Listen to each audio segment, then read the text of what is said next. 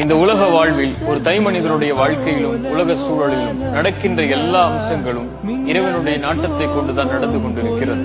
இந்த உலகில் ஒரு மனிதன் உதயமாவதும் மரணமாவதும், நோய் வருவதும் சுகம் வருவதும், செல்வம் வருவதும் ஏழ்மை வருவதும், ஒரு உறவு நம்மை சேர்வதும் ஒரு உறவு நம்மை விட்டு பிரிவதும் என எல்லாம் இறைவனுடைய நாட்டத்தை கொண்டு மட்டுமே நடந்து கொண்டிருக்கிறது. அல்லாஹ்வுடைய தூதர் சொல்லுவார்கள், மனிதர்கள் எல்லோரும் உங்களுக்கு ஒரு நலவை செய்ய நாடினாலும் இறைவன் விதித்ததை தவிர எதையும் செய்துவிட முடியாது. மனிதர்கள் எல்லோரும் உங்களுக்கு ஒரு தீங்கை செய்ய நாடினாலும் இறைவன் விதித்ததை தவிர எதையும் செய்துவிட முடியாது. அல்லாஹ் சொல்கிறான், ஒரு மரத்தில் இருந்து இலை கீழே விழ முடியாது இறைவனுடைய நாட்டம் இல்லாமல், கல்வி இல்லாமல்.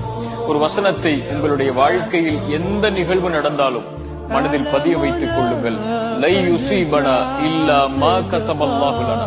அல்லாஹ் விதித்ததை தவிர, இறைவன் விதித்ததை தவிர எதுவும் நம்மை வந்தடைந்து விடாது.